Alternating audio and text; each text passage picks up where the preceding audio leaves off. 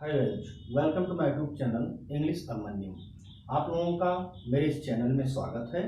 और मैं पिछले क्लास में आप लोगों को कॉम्प्लेक्स सेंटेंस के बारे में बताया था, जो कॉम्प्लेक्स सेंटेंस बनवाया था, हर रूल पर बताया था। और आज मैं आप लोगों को कंपाउंड सेंटेंस में ले चलूँगा। तो आइए देख लीजिए, मैं लिखने जा रहा हूँ compound sentence. Compound sentence, guys इतना ध्यान दीजिएगा। कंपाउंड सेंटेंस मीन्स होता है संयुक्त वाक्य। संयुक्त वाक्य, इस संयुक्त वाक्य में क्या होता है इसके बारे में जानना है।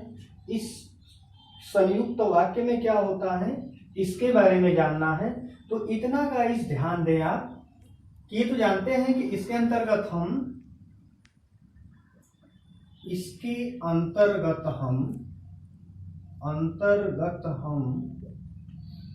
कोऑर्डिनेटिंग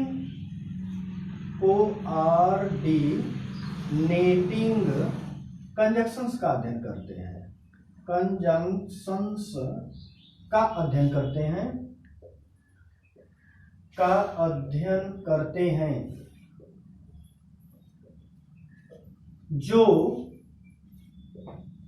करते हैं जो निम्नलिखित या निम्न चार प्रकार से प्रयुक्त किए जाते हैं।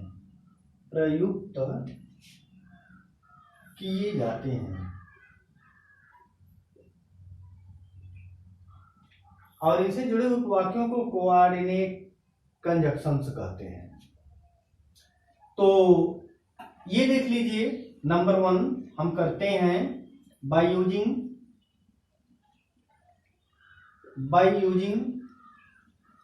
Cumulative coordinate conjunctions. बताया था गाइस, कोऑर्डिनेट कंजंक्शंस।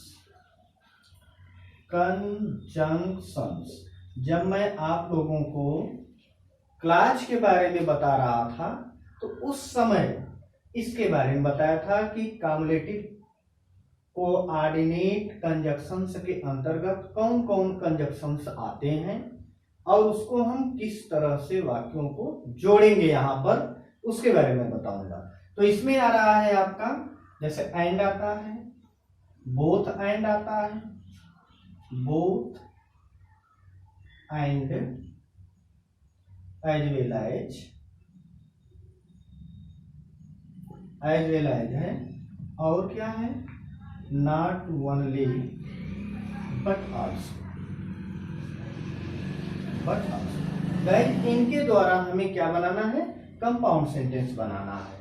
तो आइए, इसका मतलब क्या होता है, कम्युलेटिव का मतलब संचयी समानपदीय संयोजक, मतलब संचयी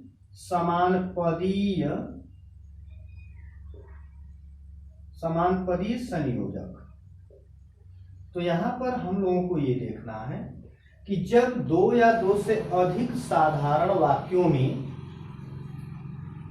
समान पद आए तो उन समान पदों को हम एंड से या बोथ एंड से या एज वेल एज मतलब साथ का प्रयोग से या not only but also say जोड़ देते हैं। लेकिन नॉट ओनली बट आल्सो वाले वाक्यों में आल्सो शब्द पहचान स्वरूप आता है, इतना ध्यान दें। और पहले तो मैं आपको एक बात बताना चाहता हूं कि आप लोग वीडियो को पूरा देखें। जब तक पूरा नहीं देखेंगे समझ में नहीं आएगा। आप लोग क्या करते हैं, उसे तुरंत जो है देखकर छोड़ देते हैं, तो ऐसा ना करें, इसको पूरा देखेंगे तो आपको समझ में निश्चित आएगा। जैसे मैं सेपरेट ले लेता हूं एक और इसका कंपाउंड बना देता हूं। देख लीजिए, ही bought a pen,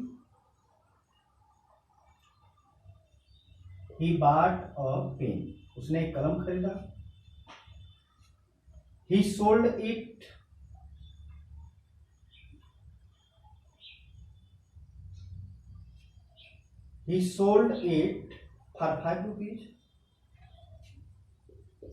for 5 rupees. इसी का आपको कंपाउंड बना देना है।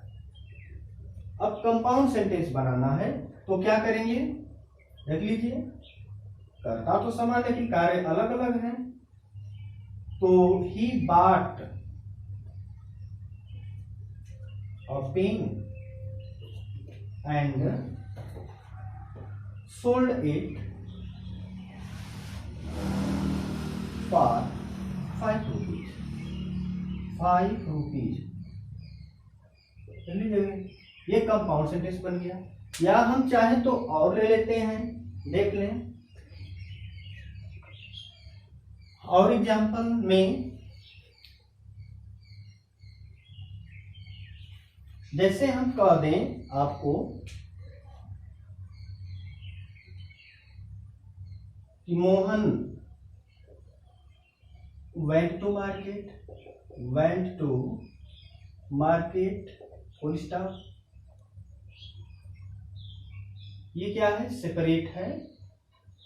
Mohan went to market. दूसरा वाक्य है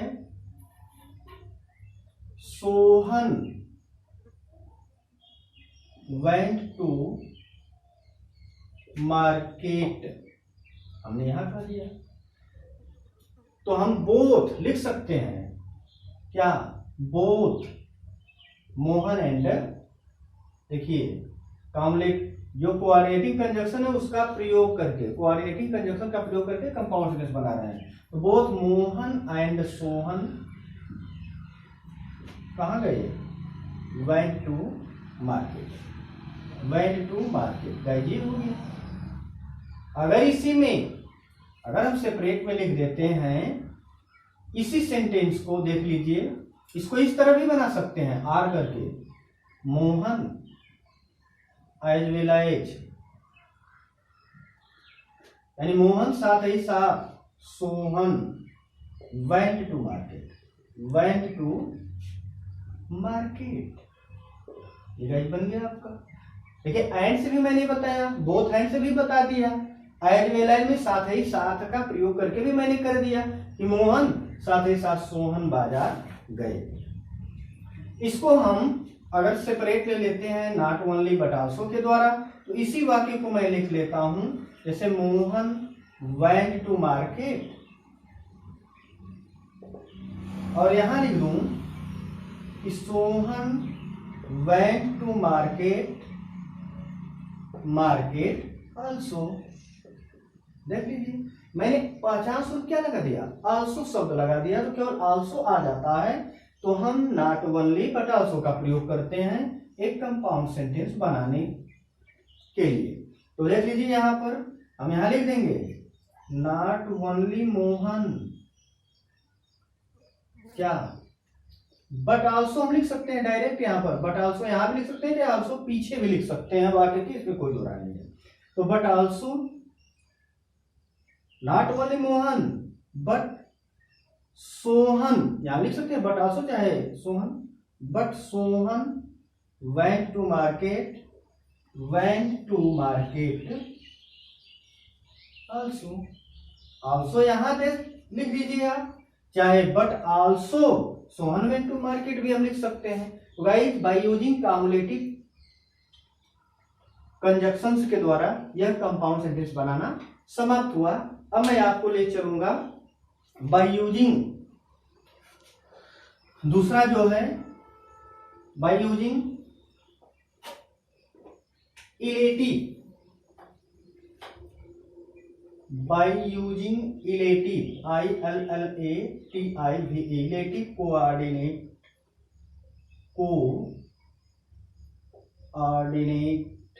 कंजंक्शंस। इसका मतलब क्या है? इलेटिव मतलब परिणामी समानपदीय संयोजक।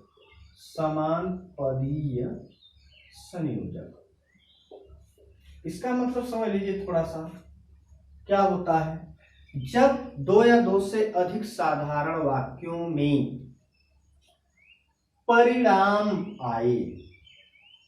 परिणाम कब होगा? जैसे आप कार्य करेंगे उसका कुछ न कुछ परिणाम आएगा, तो परिणाम सो हो उस वाक्यों में, तो हम इनमें से किसी एक का प्रयोग करके एक कंपाउंड सेंटेंस बना सकते हैं। परिणामी कौन कौन है? सो है, चाहे देयरफॉर है, हेंस है। ये कंजक्शंस हैं आपके इलेटिव के, परिणामी के। अगर परिणामी में हम जाते हैं तो एक सेपरेट लिख लेते हैं और उसका कंपाउंड बना लेते हैं, कुछ समझ में आ जाएगा।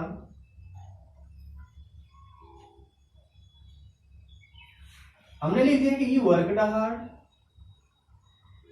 वह कठिन परिश्रम किया। He became ill, he became इल, वह खूब मेहनत किया, वह बीमार हो गया। इसका मतलब वह कठिन परिश्रम किया इसलिए बीमार हो गया। तो इसका कंपाउंड क्या हो जाएगा? कंपाउंड आसान हो गया है आपका कि ही वर्कड हार्ड, सो, देखिए हमने सो से जोड़ दिया, सो ही बिकेम इल, यह बन गया आपका कंपाउंड सेंटेंस। और जैसे अगर एग्जांपल हम लेते हैं इलेटिव में, तो इलेटिव में ले रहे हैं। और जैसे कि example, I can not die in peace, I am a sinner, देख लीजिए, I can not die in peace, I am a sinner. Sinner means क्या होता है गाइस? पापी होता है। I can not die in peace, मैं शांति से नहीं मर सकता हूं। आई एम अ सिनर, मैं एक पापी हूं। तो क्यों? मैं एक पापी हूं इसलिए शांति से नहीं मर सकता हूं। तो आसानी से आ गया आपका कंपाउंड सेंटेंस। देख लीजिए यहाँ कंपाउंड क्या निकल कर आ गया। पहले इस पद को लिख लें, हिंदी अर्थ निकाल लीजिए और परिणाम दे रहा है यहाँ पर। परिणामी कंजक्शंस का प्रयोग करके कंपाउंड सेंटेंस आसानी से आप बना सकते हैं। तो आई एम अ सिनर, सो क्या हो जाएगा? I can not, I can't die in peace, die in peace. तो ये रहा। ऐसे जो परिणामी वाक्य आते हैं वो इनमें से किसी एक का प्रयोग करके हम क्या बना सकते हैं? एक कंपाउंड सेंटेंस बना सकते हैं।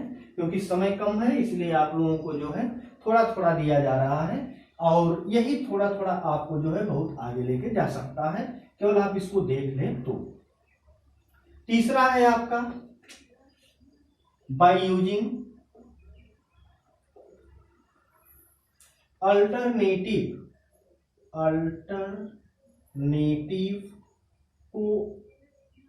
कोऑर्डिनेटिंग कंजक्शंस या कोऑर्डिनेट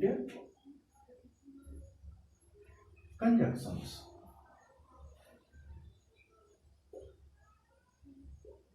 इसका मतलब क्या होगा? अल्टर का मतलब क्या? विकल्प, यानी इसका मतलब हो जाएगा वैकल्पिक, वैकल्पिक समानपदीय, समानपदीय संयोजक।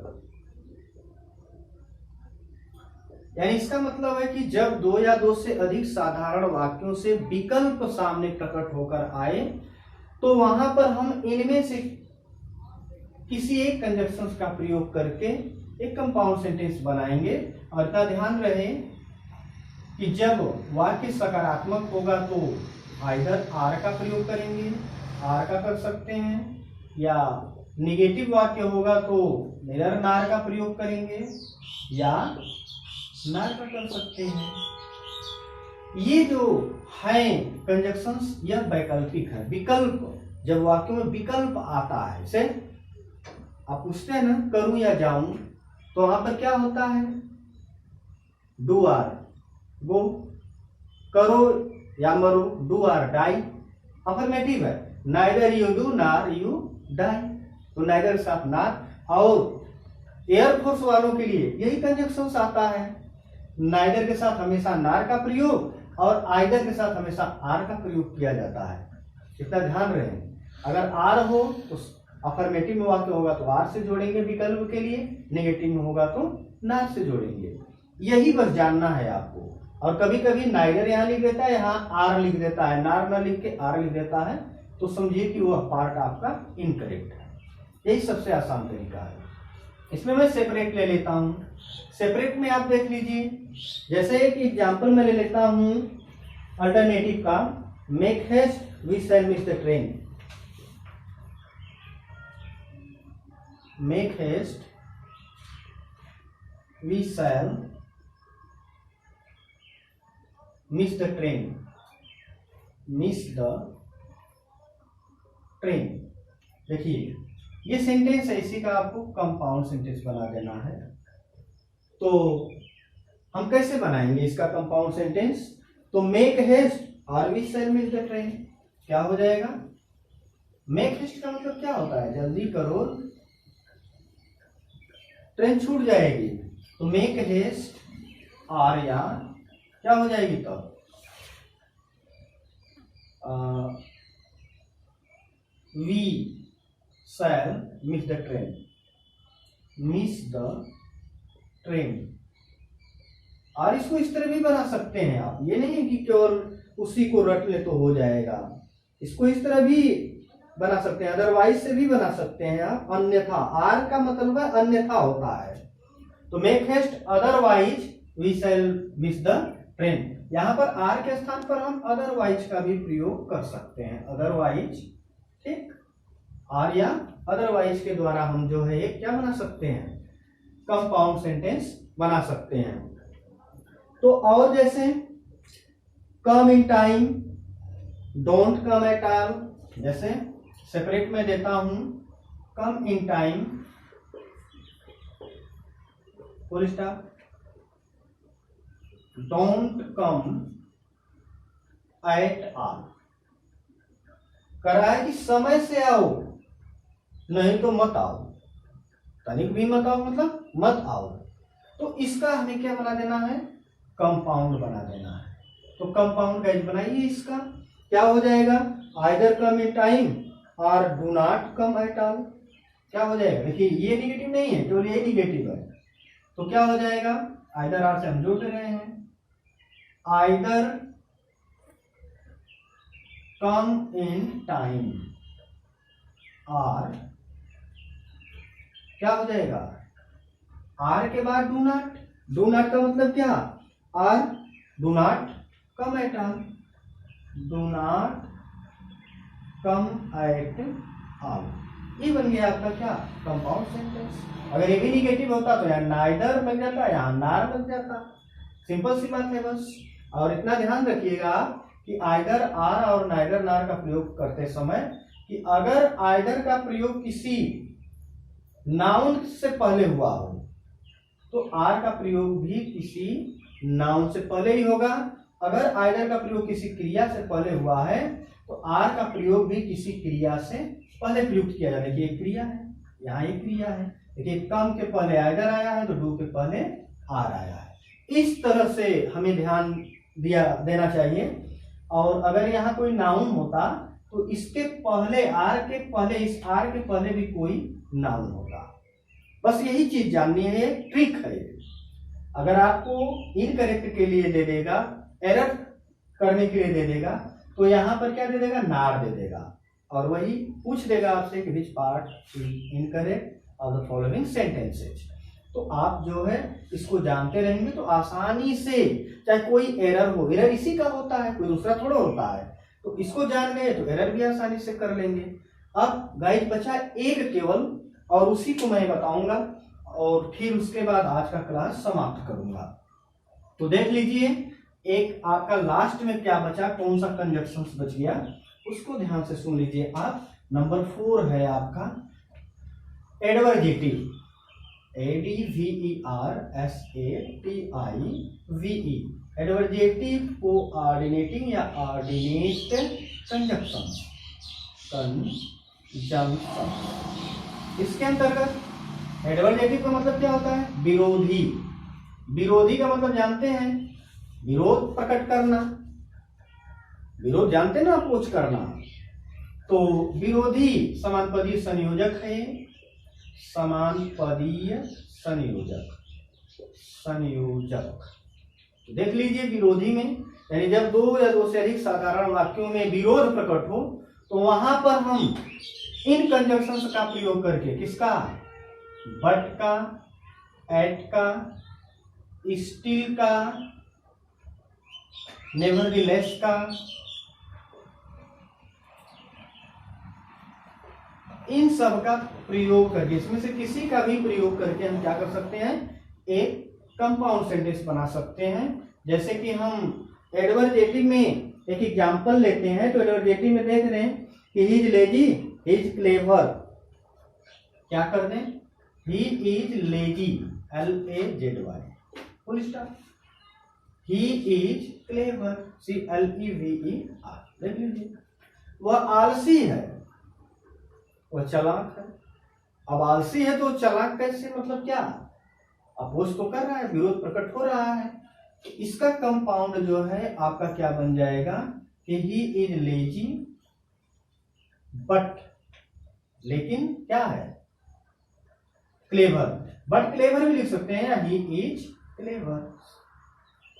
ठीक, आप जो है बट के बाद डायरेक्ट क्या लिख सकते हैं, डायरेक्ट जो है क्लेवर लिख सकते हैं, या तो आप कंजंक्शन है तो सब्जेक्ट प्लस हेल्पिंग वर्ब, बकिया डाटा लिख सकते हैं, इसमें कोई दो राय नहीं है। इसमें एक सेपरेट और मैं देता हूं, he worked hard, he failed. देखिए ये क्या है, अपोज है, विरोध प्रकट कर रहा है। एक वाक्य दूसरे वाक्य का क्या कर रहा है, अपोज कर रहा है कि वह कठिन परिश्रम किया, फिर भी क्या हो गया, असफल हो गया। जो कठिन परिश्रम करेगा वह असफल तो होगा नहीं, अपोज कर रहा है, इस वाक्य में विरोध प्रकट हो रहा है। तो ऐसे विरोधी वाक्यों को हम इनमें से किसी एक का प्रयोग करके कंपाउंड सेंटेंस बनाते हैं। तो क्या हो जाएगा, हमने कर दिया कि ही वर्कड हार्ड एट, फिर भी क्या हो गया, he failed, he worked hard at he felt। Okay, तो ये जो है आपका क्या रहा, कंपाउंड सेंटेंस रहा। और मैं चारों प्रकार के कंजक्शंस का प्रयोग करके एक कंपाउंड सेंटेंस का क्लास दिया आपको। अगर आपको यह क्लास अच्छा लगता है तो आप लाइक और शेयर और सब्सक्राइब जरूर से जरूर करें। धन्यवाद।